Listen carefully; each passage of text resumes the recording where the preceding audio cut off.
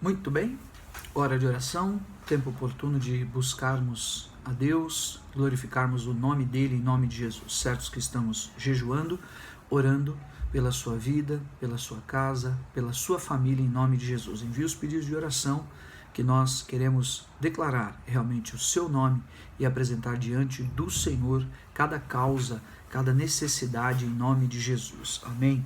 Assim como temos pedido pelo Rogério, pela Laudenice, assim como temos orado por cada pessoa que tem enviado o seu pedido de oração, a Maria, o pastor Erisvaldo e muitos outros que pelos comentários do YouTube e por outros irmãos também têm colocado o seu pedido de oração. Aqueles que estão com causas de salário em função da pandemia, aqueles que estão com situações de escolaridade, aqueles que estão com aluguéis em problemas de negociações e atrasos, aqueles que estão com documentos, todos os casos e situações que temos tido consciência. Amém? E você? Como você está? Como você tem passado? Como você tem vivido e enfrentado estes dias? Estamos já no primeiro, nesse mês, não é? Desse segundo semestre, caminhando realmente para o final de mais um ano daqui a pouco, porque o tempo passa e passa bem rápido.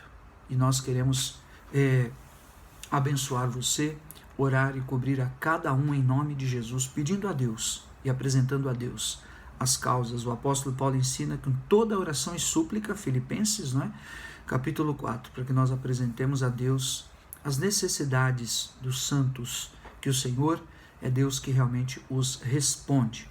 E está escrito Hebreus, no capítulo 9, a partir do versículo 23, viu só? Já chegamos no capítulo 9, agora na reta final do livro de Hebreus. E se você tem acompanhado aí dia a dia, alguns minutos do seu dia, você estará comigo, estudando o livro de Hebreus, lendo o livro de Hebreus e refletindo em alguns pontos que são principais nessa abordagem que temos feito, em alguns dos versículos chaves dessas mensagens e desses capítulos. Lembrando que o escritor de Hebreus está falando aos judeus messiânicos, aqueles que se converteram, mostrando a superioridade e mostrando o quanto Jesus era maior e melhor do que qualquer outro tipo de comparação. Superior aos anjos, superior a Moisés, superior a Arão, não é da ordem levítica, é da ordem de Melquisedeque, nos mostrando, em segundo lugar, o quanto é necessário crer e confiar nele, falando sobre a fé, falando sobre nós estarmos fortalecidos no Senhor. E a parte final que vamos apresentar também em alguns desses momentos de oração e de estudo, onde nós temos que ver um posicionamento realmente na presença do Senhor e nos guardarmos em consagração e em santificação. Então, muitos assuntos e argumentos essenciais e revelações também trazidas à luz pelo escritor de Hebreus ao nosso coração em nome de Jesus. E hoje, nesse capítulo 9, versículo 23 até o versículo 28, eu quero falar algumas coisas sobre a questão da morte, do juízo e da vida eterna. Diz assim: era necessário, portanto, que as figuras das coisas que se acham nos céus se purificassem com tais sacrifícios, mas as próprias coisas celestiais com sacrifícios a eles superiores. Porque Cristo não entrou em santuário feito por mãos, figura do verdadeiro, porém no mesmo céu, mas para comparecer agora por nós diante de Deus, nem ainda para se oferecer a si mesmo muitas vezes, como o sumo sacerdote, cada ano entra no Santo dos Santos com sangue alheio, dizendo então aqui no versículo 25 que Jesus, diferentemente do sumo sacerdote do Antigo Testamento, da ordem levítica, que precisava fazer sacrifícios contínuos, ele está dizendo que Jesus, não muitas vezes, mas uma única vez, fez esse sacrifício? Ora, neste caso, seria necessário que ele tivesse sofrido muitas vezes desde a fundação do mundo. Agora, porém, ao se cumprirem os tempos, se manifestou uma vez por todas. Ou seja, Jesus precisaria estar sendo sacrificado, crucificado, mas não. Ele se manifestou uma vez por todas, em nosso benefício, para aniquilar, veja, para aniquilar o sacrifício de si mesmo, o pecado, pelo sacrifício de si mesmo, o pecado. Então, o Senhor Jesus se entregou para abrir porta grandiosa a nós, para que nós tenhamos libertação, liberdade do pecado, porque o pecado é que conduz à morte. Então, à medida que ele vence o pecado por sua morte na cruz, ele nos dá essa oportunidade de termos essa vitória também contra o pecado, sendo dessa maneira a vitória contra a morte eterna, para vivermos a vida eterna em sua presença. Versículo 27, e assim como aos homens está ordenado morrerem uma só vez, escute, uma só vez, vindo depois o juízo, assim também Cristo, tendo se oferecido uma vez para sempre para tirar os pecados de muitos, aparecerá segunda vez, sem pecado, aos que o aguardam para a salvação. Aqui um elemento muito, muito importante. Ao homem é dado morrer uma só vez. Uma grande confusão que acontece em função das seitas espiritualísticas, em função da influência das seitas orientais, em função das seitas e das religiões afro-brasileiras e outras religiões tais ao redor do mundo, oriundas da idolatria, oriundas da mitologia, oriundas das situações que Apocalipse fala como as coisas ocultas de Satanás, e que acabam mostrando para as pessoas, enganando as pessoas, eludibriando as pessoas, até mesmo com sinais, onde existiria a reencarnação, onde a pessoa ela se torna isso em uma encarnação, se torna outra coisa em outra encarnação, e assim por diante. Mas a palavra do Senhor é muito clara: ao homem é ordenado que morra uma única vez. Claro, aqui ele está se referindo a qual morte? A morte do corpo, a morte natural, a morte do ser humano, qual seja o motivo que tenha sido levado a findar a sua vida, por uma enfermidade, ou por uma fatalidade, ou por uma catástrofe, por um acidente, o que quer que seja, mas ao homem é dado morrer uma só vez, e depois acabou. Mas depois não tem a alma que está perambulando por aí, ou que está num lugar aguardando, ou no purgatório. Não, morreu, acabou. Somente o juízo de Deus que se manifestará, né? Então nós não podemos ser roubados por estas malignidades, por esses fakes espirituais que têm ludibriados há muito, com sinais, com manifestação de espíritos sobre pessoas, assim por diante, né? Então por isso que eu separei esse momento: ao homem é dado morrer uma única vez, e depois vem o juízo, né? O que é o juízo? A morte primeiro é o findar da vida. Qual vida? A vida do homem enquanto ser humano, vivo em seu corpo, em sua mente, em sua consciência.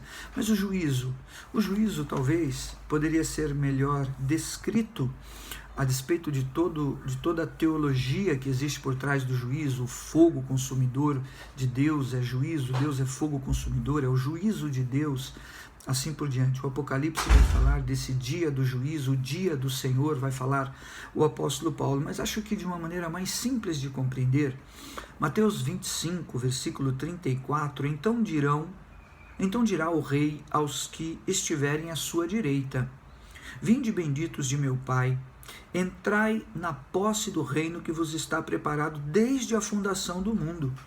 Quando tive fome, me destes de comer, tive sede, me destes de beber, fui forasteiro, me hospedastes, nu me vestistes, enfermo, me visitastes, preso fostes me ver. Aqui, Mateus 25, o grande julgamento, o tempo do juízo de Deus. E aqueles benditos de Deus, separados para a vida eterna, aqueles que fizeram a vontade de Deus em seu coração, em seu interior.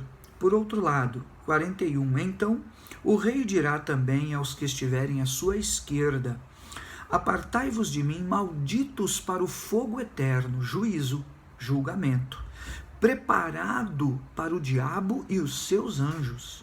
Porque tive fome e não me destes de comer, tive sede e não me destes de beber, sendo forasteiro não me hospedastes, estando nu não me vestistes, achando-me enfermo e preso não fostes ver-me.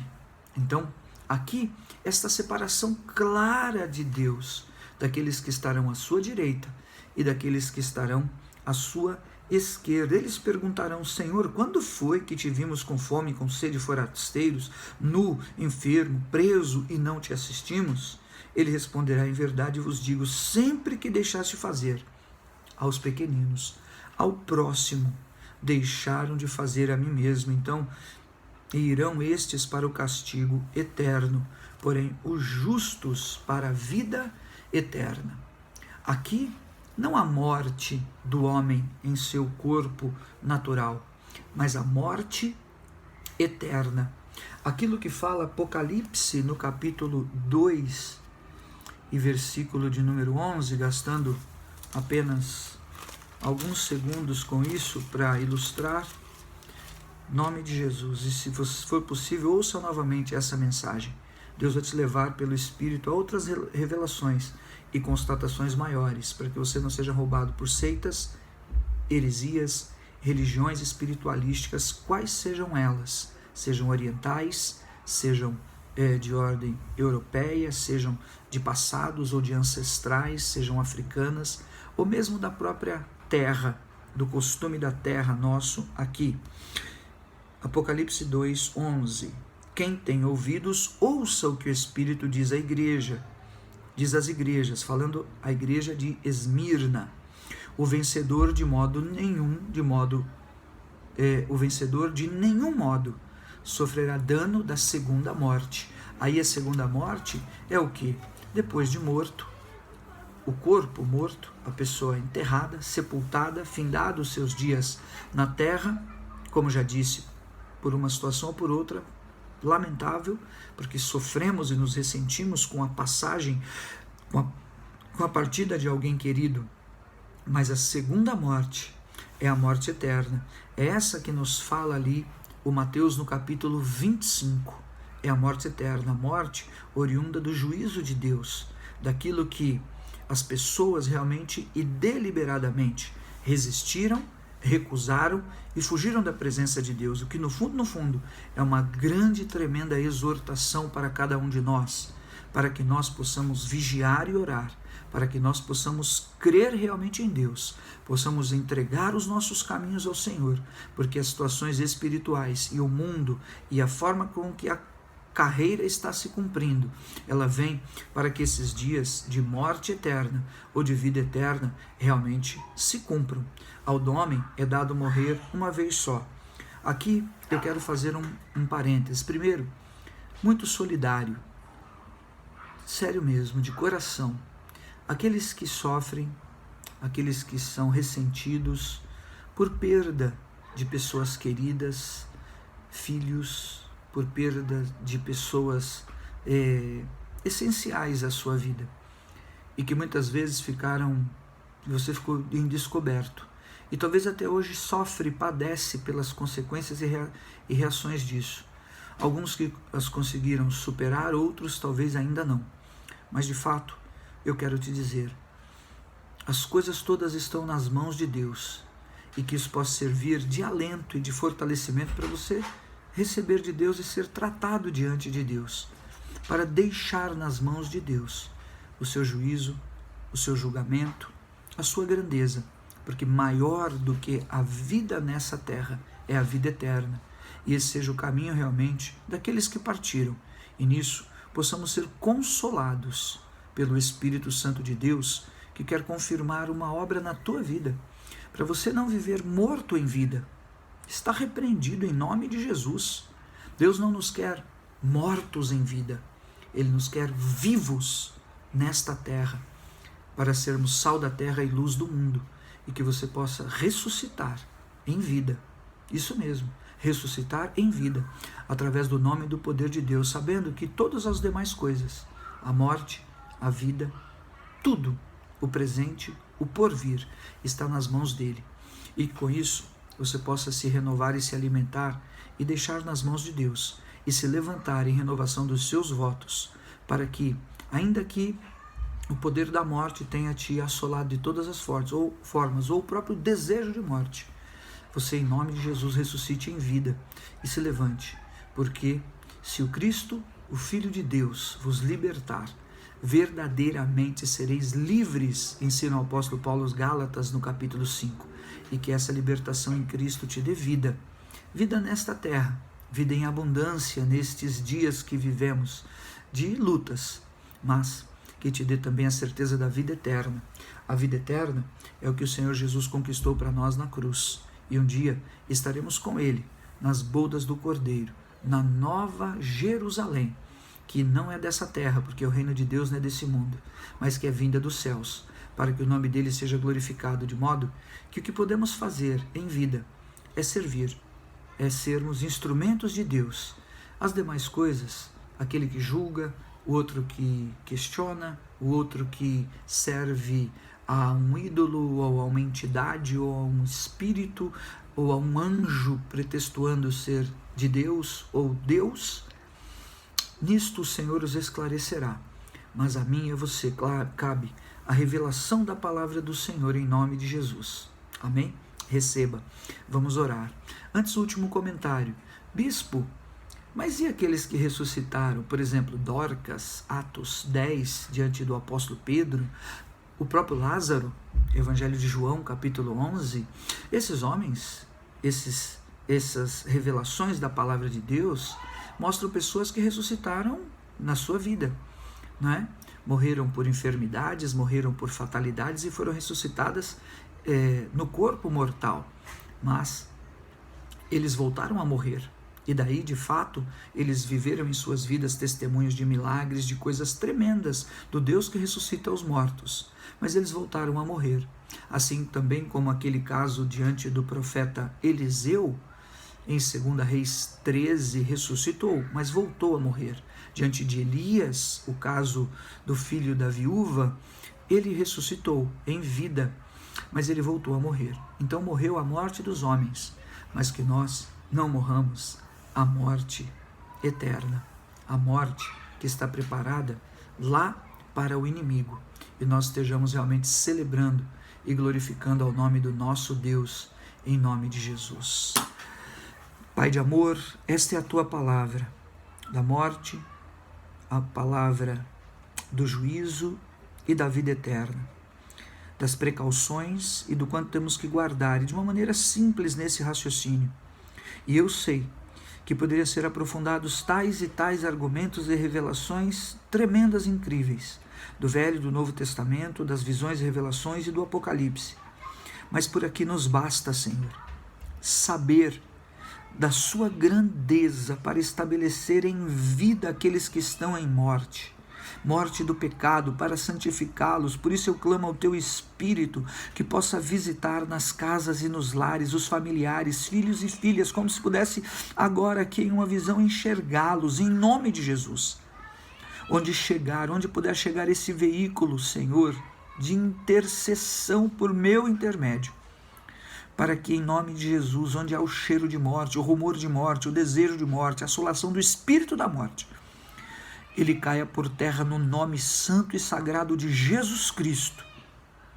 E se há alguma audácia ou ousadia de um demônio, de um espírito enganador, principado ou potestade, que pudesse ousar contra esta palavra e esta oração, eu declaro, no nome daquele que destruiu aquele que tem poder sobre a morte, como está escrito na palavra do Senhor, do livro de Hebreus, capítulo 2, o versículo 14, destruiu aquele que tem o poder da morte, a saber, o diabo.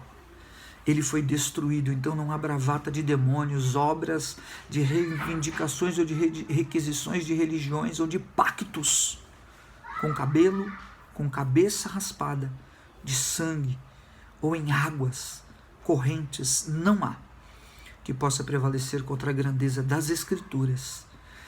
O Senhor Jesus destruiu aquele que tem poder sobre a morte. Então, eu te abençoo para você ressuscitar. Eu te abençoo para a ressurreição, em nome de Jesus. Ressurreição em vida, na condição de trabalho, de esforço, de casamento, de vida espiritual, de ministério, de ressurreição como pai, como mãe.